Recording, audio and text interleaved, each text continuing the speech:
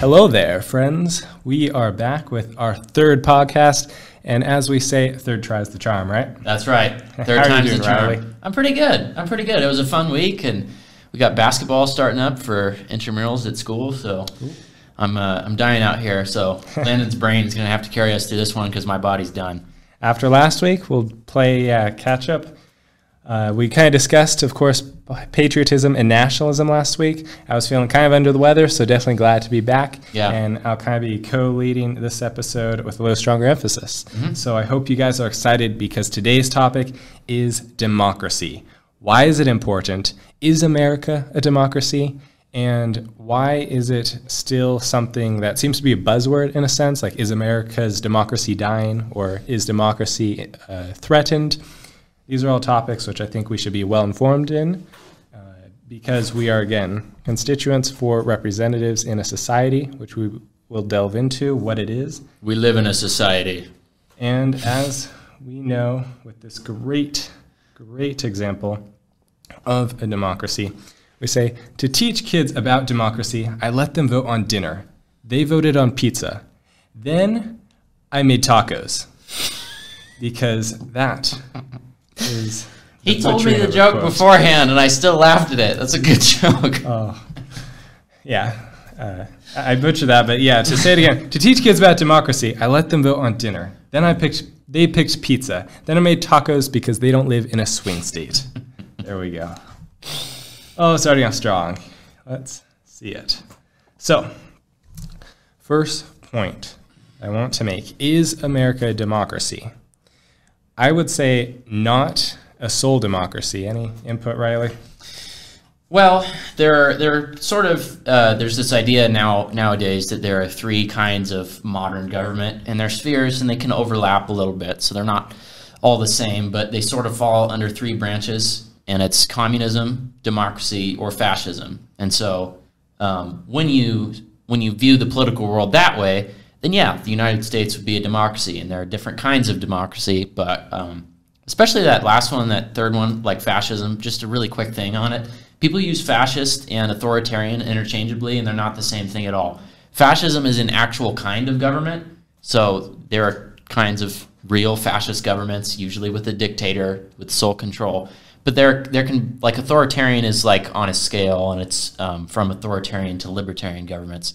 For example, Japan has like really tight crime laws, and I know that in a lot of Western democracies, speech isn't totally free. Freedom of speech isn't its own thing, and so, you know, on the sliding scale from libertarian to authoritarian, they're more authoritarian than, say, the United States, and so that's just an important distinction note to make. Right? Yeah. And so we can see that, to summarize it, kind of is different levels of rights and freedoms conflicting with government power. And this is, again, a core idea I think we'll be talking about, is these balances of how do our rights end up being limited by government, and how is the government limited by our rights.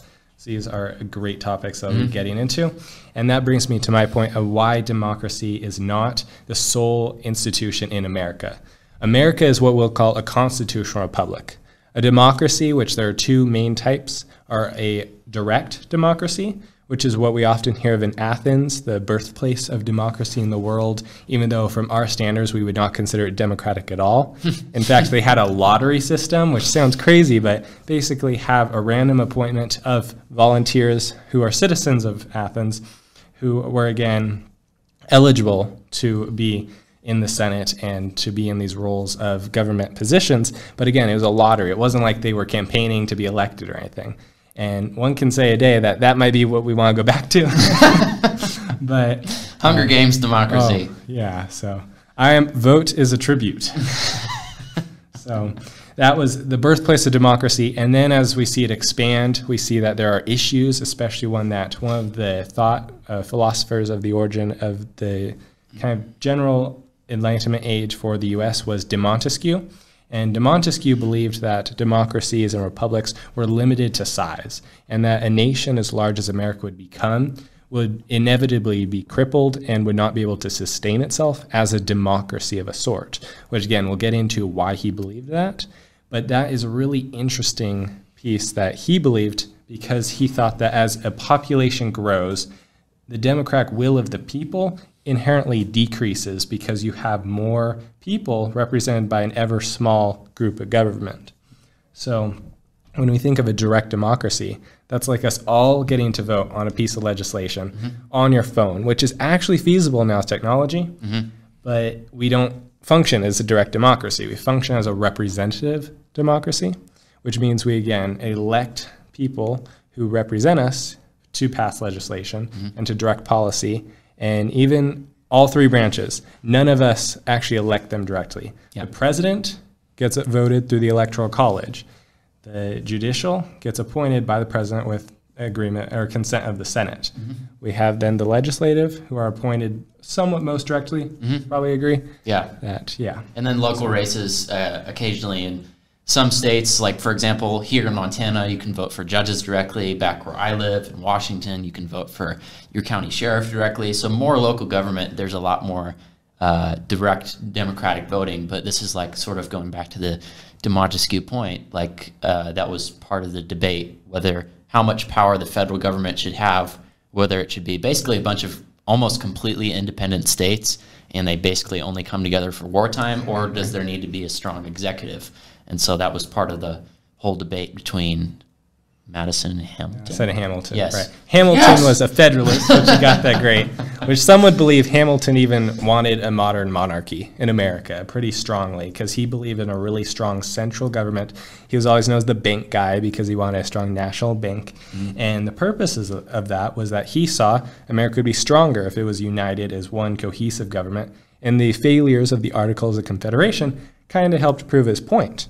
But there was also a very strong argument from the Anti-Federalists, which we can maybe mention the Brutus Papers, which oppose the Federalist Papers, and they really advocate for states' rights. And we can see this compromise really show through Amendment 10 of the Constitution, the last one of the Bill of Rights, which states, and I don't have it directly, but you can pull up the quote if you want to fact check, it's that any laws and authority not explicitly given to the federal government falls back on the states in a nutshell. And some can argue that the necessary and proper clause overrides that. And that's why, again, the Anti-Federalists really argued strongly against it. But needless to say, it failed, and we now still have that. And we've seen over the past 250 years, the federal government has incrementally gotten stronger. And we can also kind of delve into why that is and why that might be necessary to sustain what we believe is a democracy and why others might disagree. So that is a segue. Do you want the fact check? Yeah. Okay, sure. Was it the 10th Amendment? 10th Amendment. Okay. The powers not delegated to the United States by the Constitution nor prohibited by it to the states are reserved to the states respectively or to the people. So it's sort of saying, like, whatever we didn't talk about, the states, it's the state's power, not the federal government. So. Right. So we can see the compromise there. Absolutely. So also really trying to emphasize the distinction between democracy and republic. If we are this sort of constitutional republic with a representative democracy, then what is republic? And I mean, the Latin definition of it means the public thing. And so Britannica says that modern representative democracies are by definition republics, which is kind of curious, is how we've slowly grown from this Athens-type democracy of you kind of get randomly voted in, and then you have kind of an aristocratic type group who are generals, and then you have all the people directly vote on legislation. It was kind of a complicated system, but still is a direct democracy in the sense that each eligible person got to vote. And so then we see modern democracies are actually republics where they don't get a direct vote, but they again get to choose a representative in a Republican type setting, and then those representatives get to vote for legislation. And that's why republics actually don't have to be a democracy in a sense that you can have oligarchies, you can have even monarchies if the monarch is still under the will of the people, to a sense at least, and even aristocracies. Yeah, there's such things as monarchies where the monarch is still, he's not actually the ultimate ruler. Like when we think of a monarch, when we think of a king, we think, oh, this guy has total and complete absolute power, and we think, passed down purely through bloodline, and that's not always the case. I mean, towards the end of the I don't know, monarchical era, there are quite a few instances of kings being subject to a law that was above them. So we think of the king being above the law, but there's such a thing as kings being below a supreme law. So right. And that kind of also comes back to this emphasis on why would a good monarchy be better than a democracy? But of course will fail in a human world where each person is flawed, because I can start out in saying that with a democracy, you have this inherent stability from opposing forces, because people will inevitably build themselves into different groups with different interests, and they oppose each other. People naturally like to argue. And with that, you end up avoiding the extremes and end up having to compromise to be functioning as a society, versus a single monarch with absolute authority ends up. Well, the thing about monarchies compared to democracy is that a king with absolute power who is a good person, I don't actually think it's true that absolute power corrupts absolutely. It just reveals who you already were. Amplifies the character. Yeah, and so it takes all of your character flaws and your best character traits and brings them to the absolute extreme. So it's always been my contention that monarchies are capable of more good and more evil than democracies, which sort of put a cap on the ultimate moral ends. They sort of, just like how they take their voting base and it's less the extremes, it's also with morality, it's less the extremes. That's the extremes, right? Because you can have one monarch die and then their next generation can be a completely different leader. And the society's stability all falls on one person. Democracy, of course, falls back on everyone. But then the question is the majority always right? No. I mean, I hope that you all agree over, there as well. Majority isn't always right, which makes the question of a democracy inherently unstable, right? Because if a majority is able to vote on anything and change anything, a society is always shaping and shifting depending on the majoritarian opinion. And the founders, of course, understood this. And although some of our electoral system kind of falls back on this majoritarianism, which I know there's been increasing debates over and issues with, and majoritarianism just basically means that's a winner-takes-all approach. You have no plurality, or kind of this, what some would say the European system of government, in a sense of having mixed parties because you get how many percentage of votes kind of on your party, versus 51% wins. Oh, you get 100% of the authority there, versus the 49% you get nothing. Except you keep your rights to talk. Yeah. Well, hopefully, I mean, in theory, you could repeal. I mean, it would.